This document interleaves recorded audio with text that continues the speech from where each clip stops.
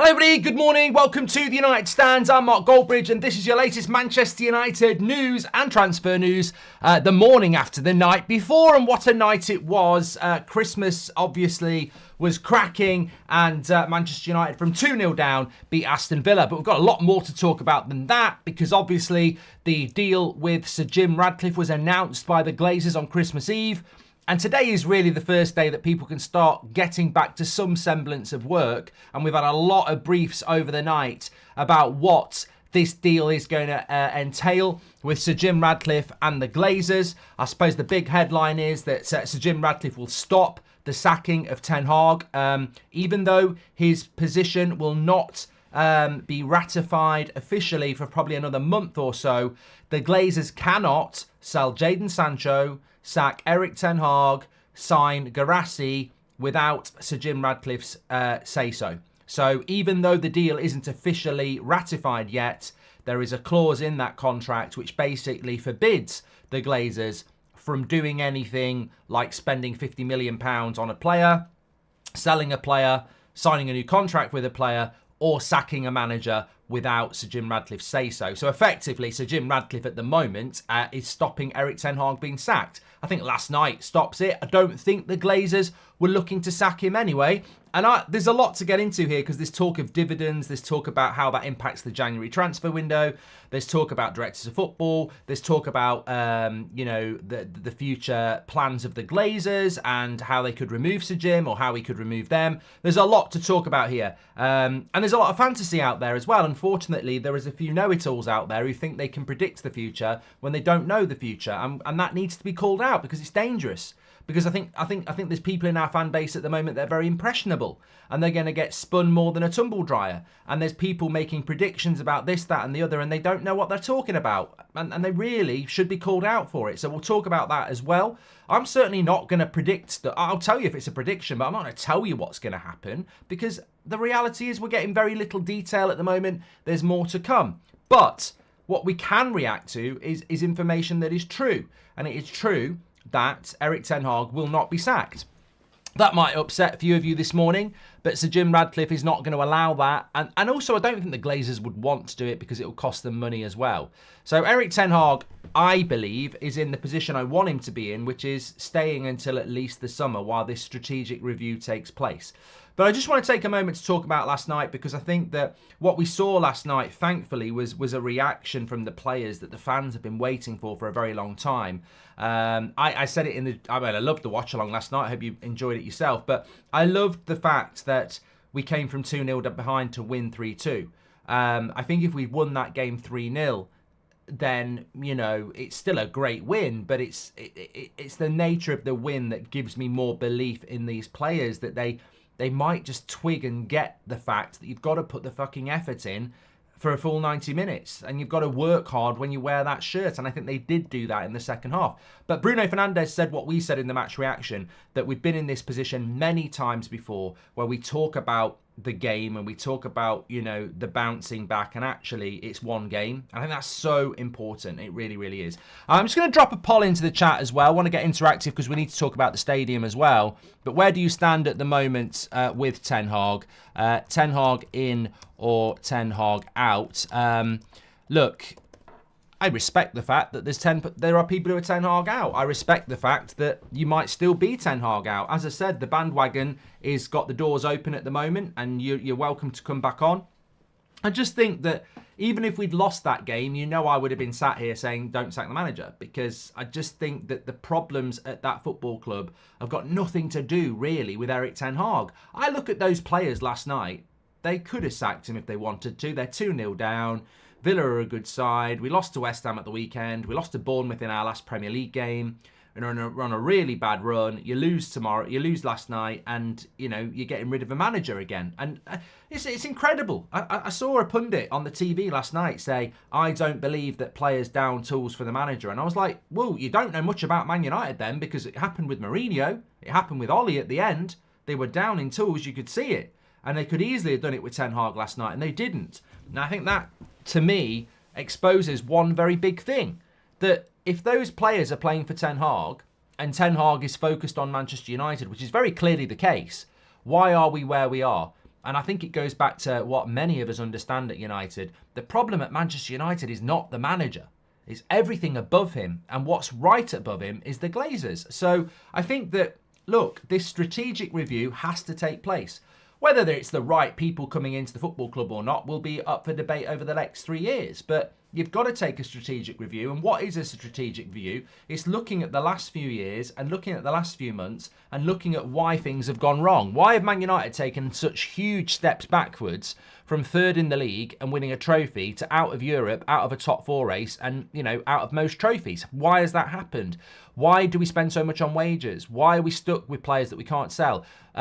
All these things need to be looked at, and they need to be looked at over a period of time. And I think that period of time has to be January to May. And by May, you've got to have some outcomes. Some of those, and as I said, the outcome might be in May, we sack Ten Hag. I'm not too bothered about, well, I would be bothered, but I can accept that. What I don't want is a rash reaction to this situation. So, yeah, it is interesting. But somebody just said about Laurie Whitwell. I mean, this is just slow sports news. I mean, I literally just said this at the start of the show, and it's been said about 8 hours ago by other journalists. So what Laurie Whitwell and The Athletic is saying is that the Glazers must consult Ineos on all football calls from now, which means the January transfer window. I literally just said this 5 minutes ago. I don't know why I fucking bother. Could have stayed in bed, eating chocolate. Yeah, I mean, we've literally just spoken about this. So why am I being asked to talk about it? You know what? Goldbridge, go back to what you normally do and run the show the way you've been running it for 8 years, because you get deviated by Prats. Yeah, for the Prats who didn't turn up on time and they want to class Laurie Whitwell's story as breaking news, we literally spoke about it at the start. I think James Ducker put it out 9 hours ago. It's been known for hours. Sir Jim Radcliffe and Ineos are taking control of the footballing side, and they cannot be overruled from this moment on the footballing side. So if the Glazers wake up tomorrow and say Sir Jim doesn't come in till February, let's sack Ten Hag, they can't, which is why the show is called Sir Jim Stops Ten Hag Sacking. If they wake up tomorrow and they want to sell Jadon Sancho for £1, they can't without telling Sir Jim Radcliffe. If they want to buy a player in January or sell any other player, they can't do it. So Sir Jim Radcliffe has control of the footballing side from now, basically, because nothing can be done with the Glazers without his say-so. That's what he's bought. He's basically bought the CEO of Man United role when it comes to football side of things. One of the most interesting things that's not been clarified, and there's always a flip side to this coin, is who controls the transfer budget. And I'm not convinced that Sir Jim Radcliffe controls that. I don't think Sir Jim Radcliffe can say we're spending £300 million on players in the summer, because that goes beyond football control. I think the budgets will be set by the Glazers and the board. So I'm sure Sir Jim Radcliffe will have a say on that. But just because you're in control of the footballing side doesn't mean you're going to turn into Manchester City or Newcastle. We still have debt. We still struggle with financial fair play. We've still got a massive wage bill. I don't see Manchester United being in a situation where they're suddenly going to be able to go and spend £200 million every transfer window. I don't think that's going to happen, but that's a bigger problem. The footballing side... And look, you know what? Some people have said, why is it you're not overjoyed about this new deal with the Glazers? And well, we've got more information as to why that is. But what I will concede, and what I am, hopeful about, is that when you look at Liverpool, they're not Man City. And when you look at Arsenal, they're not Man City. But they are in a title race. And they're not Newcastle either. Why are Liverpool able to compete? Now, Jurgen Klopp, if you sat Jurgen Klopp down, he'd say it's bloody hard to compete because I haven't got what Pep Guardiola's got. I haven't got what Eddie Howe's got. I am working on a limited budget, and we have to exceed on a lot less. They have to have the right people in place. You look at over the last 10 years, Man United have spent £1 billion, and we've been run by Ed Woodward, Richard Arnold, and John Murtagh. Now, if you spend £1 billion over the next 10 years with Blanc and Mitchell, there will be an improvement. I expect an improvement at Manchester United. Of course I do. I would describe Manchester United at the moment as, it's a bit like, you walk in the living room and someone spilt red wine all over your carpet. So Jim comes and replaces the carpet. Is it as good a carpet as next door's, or is it just a nice carpet? And that's what I mean. I think we are going to remove the stains, but is the carpet going to be good enough to compete with what your neighbours have got, which is Man City. There will be an improvement. I think some United fans are getting lost on the improvement. Oh, things are going to be better. They will be better. I'm not arguing that. Things will get better, but how much better? We should be competing with Man City. Can we do that under this current regime, which is basically the Glazers and Sir Jim work? I mean, and how long will they happily work together? I mean, you know, it's like getting Gordon Ramsay and Jamie Oliver in the kitchen. At some point, that's going to fall out. Now, these are my concerns. What's the budget going to be for players? There will be an improvement. I just don't know how much of an improvement there's going to be. So I think there has to be a level of, you know, cynicism or whatever it is. Mark, to answer your question, Eddie Howe took over in 19th. Ten Hag took over the second biggest club in the world. That's why Eddie is safe, says Geordie J. I'm not getting into a Newcastle Man United argument. You're in bigger trouble than us. We won last night. You lost at home to Forest. We're better than you. We finished higher than you last year. We beat you in the cup final. You've got more money. You're a better run football club and we're still better than you. I think you need to look at your club, mate, because Newcastle are massively shit compared to us at the moment. I mean, God, how are you in the position you're in with the money you've got? I mean, I think Newcastle have got problems, which is why I think Eddie Howe will be looked at, because you haven't got the excuse.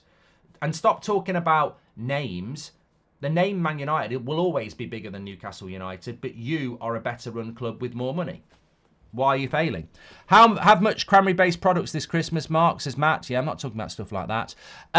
Look, there's lots to talk about this morning, but I'm not having this. I'm not having this that Eddie Howe shouldn't be under scrutiny when Erik ten Hag is above him and has such a mess around him. You can't pick and choose. Oh, the name Man United's bigger than Newcastle. So fucking what?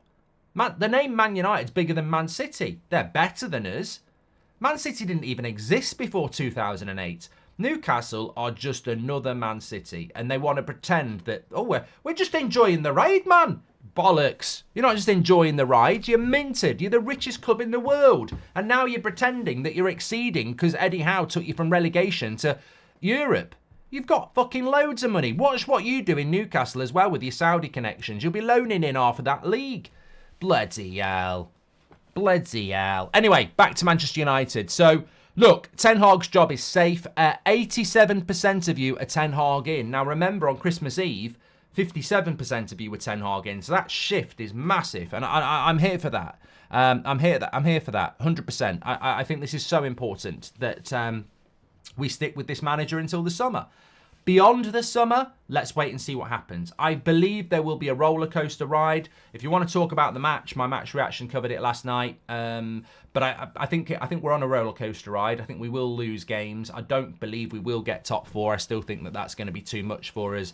But we are part of a process that hopefully is starting to move in the right direction now. And as we look at some of the other stuff that's come out in relation to this deal with the Glazers, finer detail will keep coming out. I'm sure it will.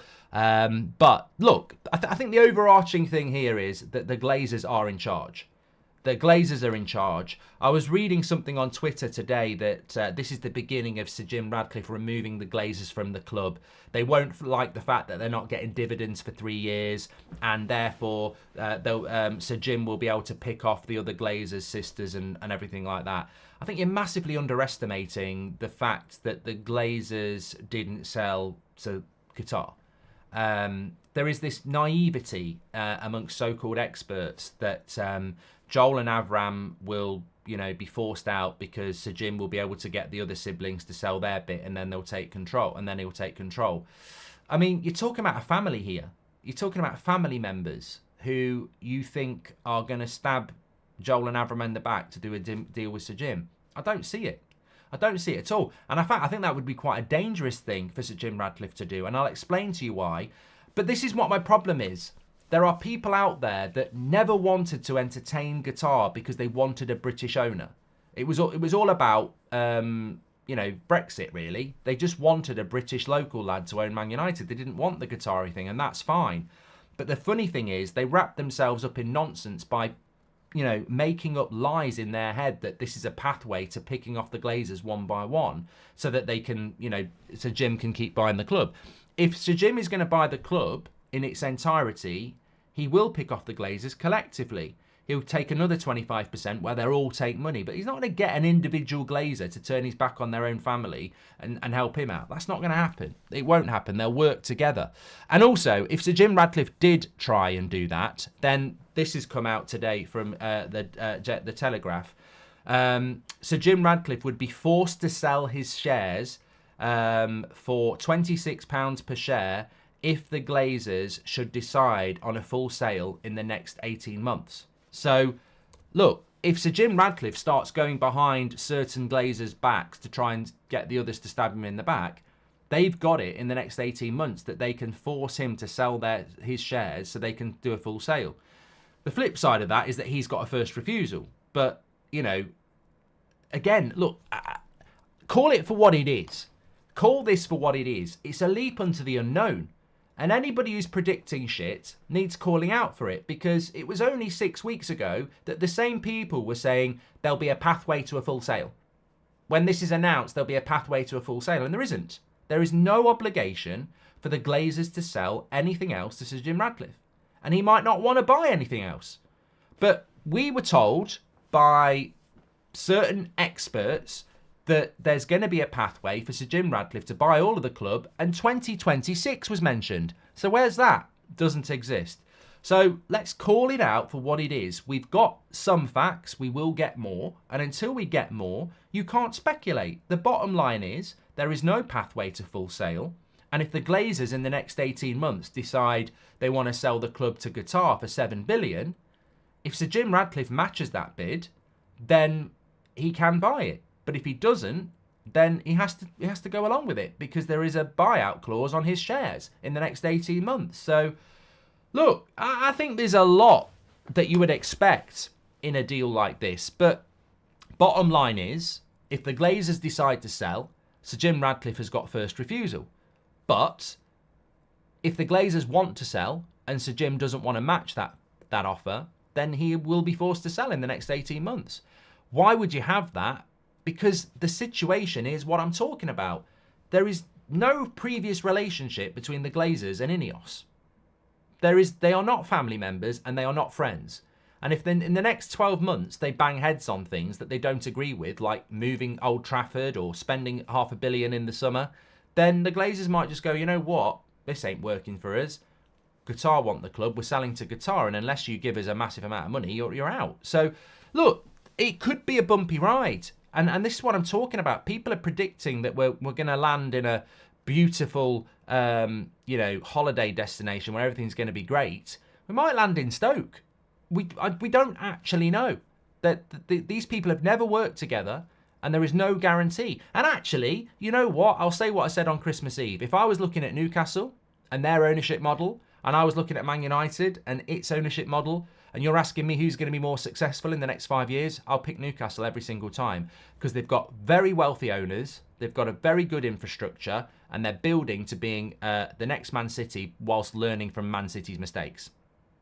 Manchester United have still got the Glazers. They've got a guy who's got 25%. They've got a whole stadium to rebuild. They've got a whole squad to rebuild, and they haven't got the funds that Newcastle have got. And that, to me, is the equation, or the sum you need to look at. One club's got infinite wealth and an infrastructure to follow the Man City model, and one club has got the Glazers still there, Sir Jim with 25%, a stadium that needs rebuilding, massive amount of debt, and huge amount of things to sort out. So, look, I think I'm just a realist. I think we will see an improvement, but I don't get what the excitement is, because, you know, it's like being excited about a Christmas present that you don't know what's in it. So it might be a big festering cat turd for all you know. Could be a PS5. I don't know. How could we sack a manager who's bought us our first trophy in years and then not giving him a chance under Sir Jim? It would be stupid, says Trey. Now we know why the Glazers took 25%. It's a win-win for the Glazers. If someone comes along with a mega offer, only the Glazers will benefit, says Glennie. But that's only in the next 18 months. What happens after that, I don't know. Paul Crampton's gifted 5 memberships. You're a legend, Paul. He also says, Merry Christmas and Happy New Year. United staff and all members, United Stand staff and all members, here's to a great 2024. And I tell you what, Paul, There's a few more things to bring, but wasn't it an enjoyable game last night? I mean, that's got to put a smile on your face. That was Old Trafford rocking, second half, attacking the Stretford end, 2 goals from Garnacho, Rasmus with his first Premier League goal, a team in tune with the fans. It was incredibly exciting last night. And you know what? I think for so long, it's been depressing on the pitch, depressing off the pitch. Last night, it was entertaining on the pitch, and off the pitch, there's uncertainty, but there are reasons to be, optimistic, I think. There's a lot more questions to be answered, certainly, in which there is some that have been answered here. There will be no dividend payments to Manchester United's owners for at least 3 years under the term of Sir Jim Radcliffe's deal with the Glazers. Now, some people get very excited about this because the dividends have obviously been the Glazers using Manchester United as their own little bank account for the last 15 years, where every year they take 25, 30 million quid out of the club. They've never put a penny back into the club. So you're talking hundreds of millions of pounds here. So the fact that they're not going to take any money out for the next 3 years on the face of it is quite good. However, I think it's bloody obvious. I mean, if you're Sir Jim Radcliffe and you allow them to take out dividends at any point in the next 3 years, you look really weak. He can't do this deal if he lets them take money out of the club because it's such a bad look. Imagine Sir Jim Radcliffe comes in, gets a strategic review, starts removing people on high wages, starts to rebuild the football club, and then, this summer the Glazers take 20 million out. It just looks terrible. Every penny counts when you've got to build a stadium, when you've got to rebuild a team. So I don't think this is something to celebrate. I think it's logical. Like, there should not have been any dividends took out for the last 10 years. There shouldn't be any dividends taken. I mean, I would like to have seen no dividends will be taken out of this football club until Manchester United win the Premier League. Because ultimately, dividends should only come out of a football club when there is success and it's viable. Well, we've got... How can you take dividends out of a football club when it's in huge debt, it needs a £2 billion stadium, and the squad needs load of work? There shouldn't be any dividends. The question is, will they start taking dividends in 3 years? And will Sir Jim Radcliffe be able to stop them? I don't think 3 years is long enough. I think it should be 20 years. I don't think there should be anything. And also, let's not forget, it's not a hardship for the Glazers to not take dividends out of the football club. They've just done a deal worth 1.5 billion, of which they're going to take a few hundred million themselves. I don't think a couple of million each for the next few years is really going to bother them when they're all going to pocket a few hundred each. The Glazers ain't. The Glazers not taking dividends for 3 years is not some sort of punishment. It's not some sort of win for us. They've taken dividends for years, and they're just about to take hundreds of millions and keep control of the football club. This is, you know what? Somebody said it to me in the pub on Saturday. Is this not a dream move for the Glazers? Because really, they give up a little bit of ownership, but they maintain the majority ownership. So they're selling part of the mansion that they don't live in. They've still got the kitchen, the games room, and everything like that. And also, the people that are taking that part of the mansion are going to make sure everything's cleaned and take responsibility. In some ways, again, we'll have to wait and see. But this could be a really good deal for the Glazers because they maintain full ownership, but they don't do any other work. And they also cash in a little bit as well. So, look, I'm not going to sit here and say this deal's great, and I'm not going to sit here and say this deal's bad. You can look at it and say the Glazers have won. You could look at it and go, maybe Sir Jim will win in the end, but we don't know yet. It's the first... If you've ever played any board games over Christmas, it's like predicting the winner of Monopoly when no one's thrown the dice yet. And we don't know. We don't know. It's just pure speculation. Jake Wright, welcome to the Members Club. Also coming out this morning, we've done that bit. Ineos must consult on every player transfer whilst their investment is being approved by the Premier League authorities. The same applies to the future of Erik ten Hag and John Murtough. Ineos must be consulted ahead of any decision. So as we were saying at the start of the show, Manchester United cannot sack Erik ten Hag without consulting Sir Jim Radcliffe. They cannot sack John Murtough without consulting Sir Jim Radcliffe. And they cannot sell or sign any players without consulting Sir Jim Radcliffe. Obviously, he will be in position by February, so they don't need to consult him then because he will take control of it. But effectively, he's in control now. What does that mean for purchases in January?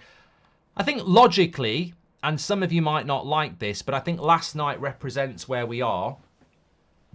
We're always impatient by nature, especially in football. That's why some people were saying sack Ten Hag over Christmas, which I just think is ridiculous. I think some of the names he's been called as well is disgusting, but that's the vile nature of society these days. Some people cannot construct a proper conversation without throwing out vile names at people. And the fact that Manchester United fans have been calling Erik Ten Hag disgusting names is a shame. It's a real shame. Because one, it betrays their inability to construct viable conversation, and two, it makes them look ridiculously stupid because you're now supporting a club where you have been vile to the manager who is going to stay. So what does that say about your support of Manchester United? However, what I think really resonates here is that we have a scenario where, you know, if you speak to some United fans and I said there's £50 million here, would you spend it? To which the answer to me is no. Mark, is it just under pressure? Provided the new CEO was there and players pressed like dogs in the second half, it is not sustainable. Ten Hag has to change tactics, says Ankit. Mark, in your opinion, do you see Sir Jim also investing in the playing side during the period of time owners are allowed to invest personal funds, says Kyle? I hope so. Get your questions in, actually, if you've got anything that's confusing you about this deal. Mark, it's my 28th birthday today. Happy birthday, Ross. Last night's win against Villa was a great early present. Should play like we did second half every week, says Ross. Well, I'm looking forward to the Forest game because can we keep that up on Saturday? But look, what I'm saying is I personally would not be interested in Man United spending big money in January. I think this is wrong on so many levels. One, I don't think we... The main thing for me is the new director of football has not done any scouting or assessment of that squad. So any player that we bring in January is not on the say-so of the new footballing structure. And the new footballing structure is going to be Blanc, Mitchell, Ten Hag, and maybe somebody else. They've got no say on this January transfer window.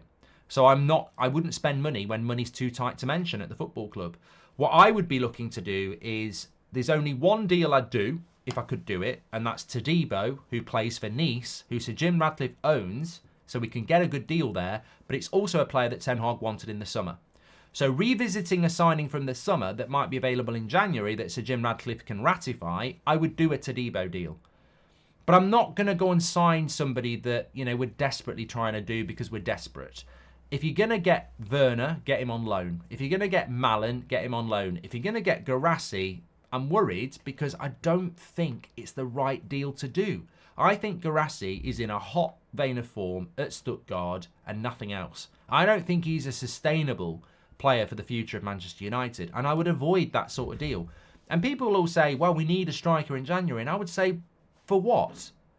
For what? We've got a situation in January where we're very similar to now. We're not going to get top four. I don't think there's anything we can do to get top four. So to me, that's irrelevant. What we do need to do is make sure we get top five, because that might still get a Champions League position, or maybe sixth, make sure we're still in Europe, and go all out for the FA Cup. And I think we can do that with this team. You know, Rashford looked better last night. Garnacho's getting better. Rasmus is a good player. You've got Bruno. You've got Mount coming back. You've got McTominay who can score a goal off the bench. Casemiro's coming back. Martinez, Maguire's coming back. You know, I think we've got players that are more than capable of getting us really far in the FA Cup and hopefully winning it and getting us maybe fifth in the league. So I'm looking at this strategic review and going, in January, I'm only interested in Todibo because we know he was a summer signing, or a loan deal, or both. I really wouldn't be looking to spend money desperately in January because I think that goes against the principles of what we're trying to do. It's the same as sacking the manager in January. These people who are going to be taking control of the footballing side haven't got any control of the January transfer window because they're not in place. So spending money that John Murta is spending, I would avoid, in my opinion. Do you think Sir Jim will attend games unlike the Glazers, Daniel? I think that's an open goal. Daniel. Sir Jim Radcliffe had a Chelsea season ticket. So I think this visibility is very important. Sir David Brailsford was there last night. I'm sure Sir Jim Radcliffe's going to be there. Director of football, you know, CEO, obviously they're going to be there. I think visibility from Sir Jim Radcliffe is an open goal. It's a PR win straight away, and some fans are very impressed by that sort of thing, including myself. I think it's very important. But look, Sir Jim Radcliffe attending football games is only going to. It won't be a win if United are losing on the pitch. It will be a win in the first few weeks, but it will be a short-lived win. You're not going to maintain the fan support. Look, Sir Jim Radcliffe's in a precarious position. There are people out there that don't like the deal with the Glazers. There are people out there that are going to be very observant of the deal with the Glazers. And also, he's put himself in the firing line because he is running the football side. So if the football side fails, he is the target. And you can see the headlines. You got into bed with the Glazers and screwed this football club over. You run the footballing side. This is part of the reason why I think the Glazers really can benefit from this deal, because it's like, we still own the football club. He's running the footballing side. It's his fault. Show me the money. Oh, it's all gone wrong. Qatar, do you want the club? So, look, as I said, I think anybody who predicts the future of Man United with this Sir Jim Glazer ownership deal is a liar or a guesser. Because how can you predict it? How can you predict that future? It's like a maze. Like, the Glazers could win, Sir Jim could win, they could work together and never win anything. They could sell to Qatar in 2 years together. I don't know. I don't know. ARJ says you're making him the target, Mark. AR, I don't think you're intelligent enough to join these sort of conversations, because he is taking over the footballing side and he's the guy who's done a deal with the Glazers. That puts the target on him, not me, not you. He's running the footballing side. If the footballing side fails, it will be on him and his team. That's just the way it works. The same way Richard Arnold had the target on him when he was making decisions about Greenwood. The same way the Glazers had a target on them when they tried to take us into a Super League. It's just the way it is. It's just the way it is. But look, I'll go back to what I said before. There's no point crying over spilt milk here. We're not selling to Qatar. I accepted that 3 months ago. It's not going to happen. Do I think that this scenario is better than the scenario we had where it was the Glazers and Richard Arnold? Yes, we're going to have a proper CEO, we're going to have a proper director of football, and there's going to be an ambition to be successful. But there has to be scrutiny with that. Things will improve at Manchester United. The scrutiny is, how much will they improve? What's the ceiling? It's like saying, what's the ceiling of Kobe Mainoo? Or what's the ceiling of Hannibal Mabry? They've all got a different ceiling. I think Kobe Mainoo could be world class. I don't think Hannibal Mabry will be. Now, will Man United's ceiling under Sir Jim Radcliffe be improvement to the point where we're winning Champions Leagues and Premier Leagues, or will it be to the ceiling of we're fighting for fourth every year? Well, if we're fighting for fourth every year, that's not Man United. That's not good enough. That's not what we want. There will be improvement. I'm just scrutinising what that improvement will be. And if you're jumping into the swimming pool saying everything's okay, don't moan at me when a shark comes up and eats you in two. That's not my problem. I'm not jumping in that pool yet because I don't know what's beyond the surface. I'm just going, lovely pool, let's wait and see what happens. And if other people want to jump in first, that's fine. We're all entitled to our opinions. But for me, this deal is like jumping into a swimming pool and not knowing what's under the surface at the moment. There are some good bits and there are some other bits. And then there are people who are predicting stuff. They've got no idea what's going to go on. And somebody in the chat just said, well, what news do you think we're going to get over the next few weeks that makes us feel any better? None. I think we will get positive PR. I think Sir Jim will turn up at the ground. I think we will replace John Murtagh. I think hopefully the results will improve and there will be an optimism, which I'm here for. But the real results, we won't know for 2-3 years. We're not going to fight for the title next year. We won't even be in the Champions League next year. So, we're probably going to be celebrating for the next 2 years gradual improvement. I think next year, hopefully, we're in Europa League and we get top 4. So that means the season after next, we're in the Champions League. So we won't be fighting for the title next year and we won't be in the Champions League next year. So that's 18 months of, leeway for Sir Jim Radcliffe. And then in 18 months, I think we will be in the Champions League the season after next. And then it's back where we were at the start of this season. Can we stay in it? Can we fight for a title? So I think that you are looking at 18 months to 3 years before anything really starts to be measured against where we need to be. And within that time, Newcastle, Man City, Liverpool, Arsenal, they're not going to sleep. We're very tunnel visioned of, we're Manchester United, all we need to do is this, this and this, let's build the stadium, let's do this and we'll get back. Completely oblivious to the fact that every other football club is trying to improve as well. It's a very competitive situation. Just Rhodey, welcome to the Members Club. Thank you very much. Look, the next thing I want to ask you, Ten Hag in, Ten Hag out, 86% of Ten Hag in, 14% of Ten Hag out. This is really important, and it came out yesterday. Basically, either or. It is an either or. And stay at Old Trafford and renovate, or new ground. Move to new ground. Get your thoughts in on this, because this is going to be front and centre on the agenda for Manchester United's future. 100%. 100%. Even yesterday, a story came out about how Manchester United, the cost of staying at Old Trafford is concerning, and the best option may well be to build a new Old Trafford in a place, within the land that they own right next to Old Trafford, which begs the question, would you be happy with that as a Manchester United fan? Now, this is where, for me, I would be stunned if Sir Jim Radcliffe, who is a self-professed local lad, supporter of Man United since he was a kid, a lot older than me. Sir Jim Radcliffe is in his 70s. So that's what he would have been. Look, if you're 70, that's another. He wouldn't really remember the Busby Babes, but he'd remember the 60s. He'd remember George Best. He'd remember all that. So you're telling me that Sir Jim Radcliffe is going to sign a deal for us to move out of Old Trafford? I don't see it. I don't see this. I think this would be a massive own goal, and I don't think he'll do it. He is a businessman, and there probably is a very, very... In fact, I'm going to be completely fair here. It probably is cheaper to move out of Old Trafford and build a brand new stadium, because you can build it to all modern regulations, and you've got a blank canvas. It's probably more expensive and troublesome to renovate Old Trafford. And of course, if you build a new stadium like Everton, you can play in Goodison Park right up until the Friday, and then on the Monday you can play in the new stadium. There's no crossover. Whereas if you renovate Old Trafford, you're damaging your 75,000 you're damaging yourself, aren't you? Because Old Trafford will not be able to hold 75,000 while it's being renovated. So I think this comes down to money.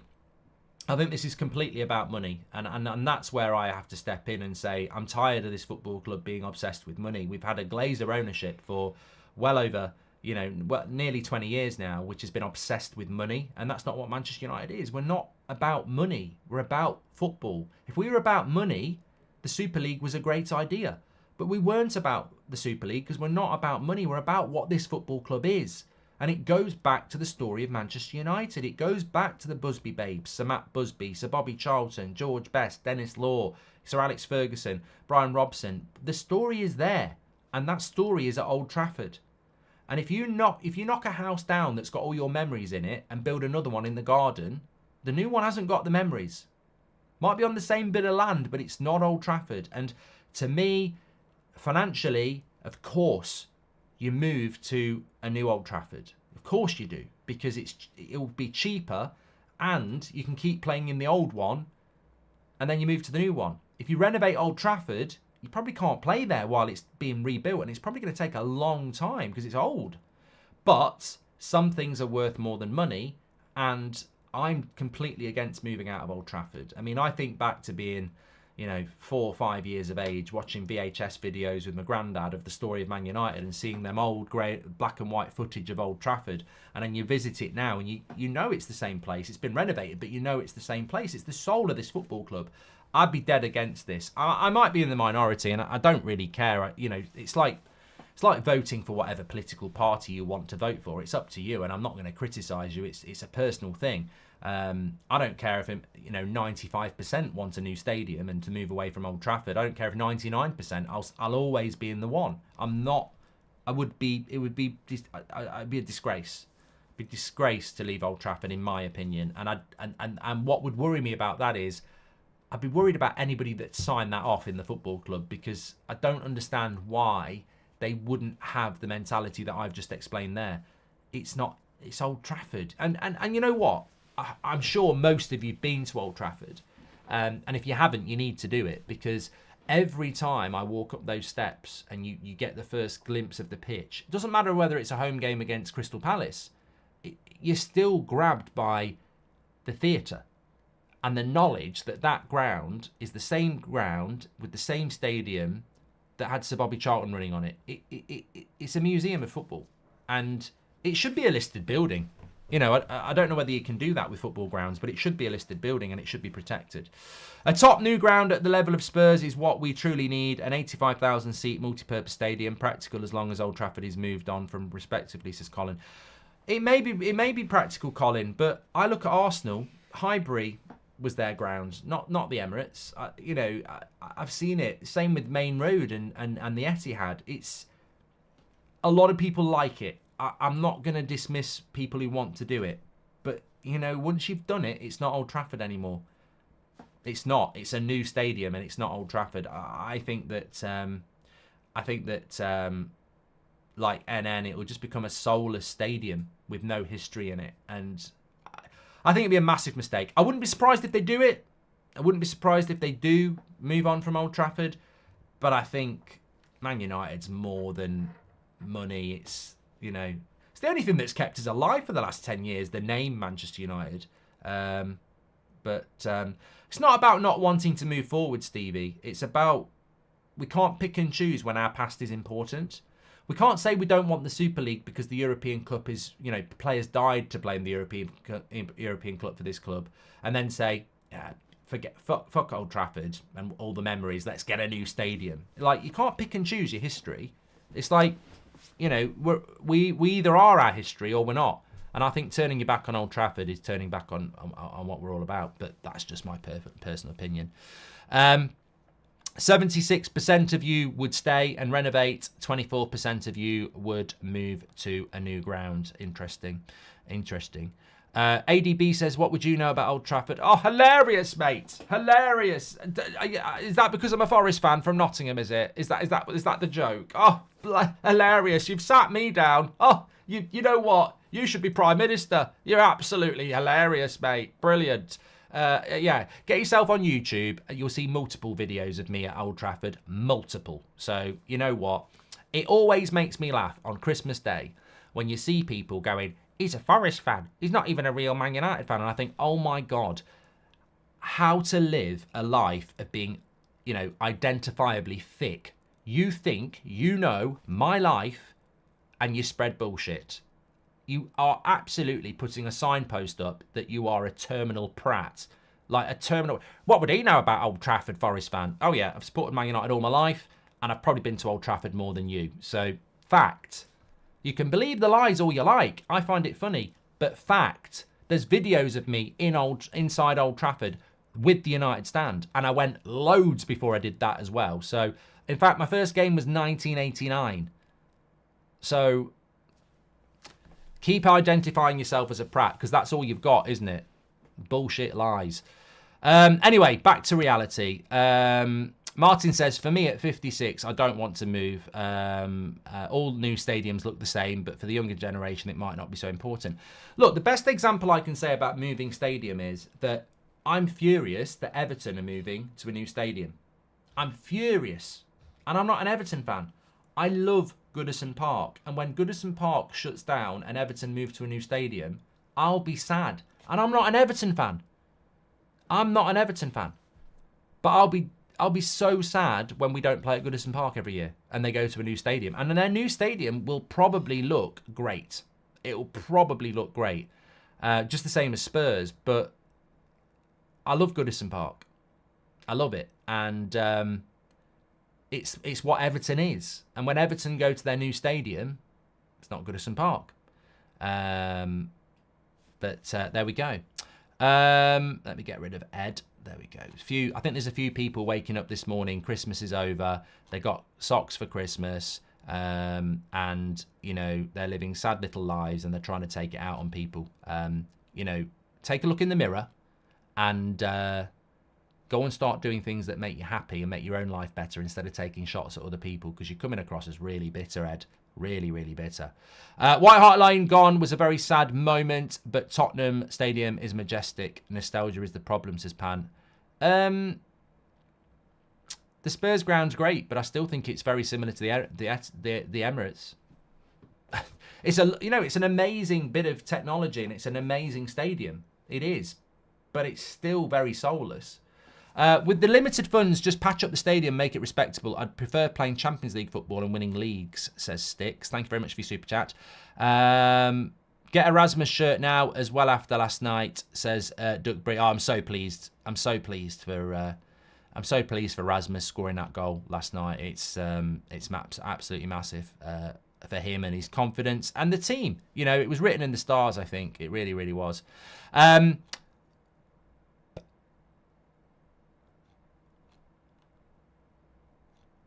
Just having a quick look here. If there's any other breaking news coming out whilst we're live.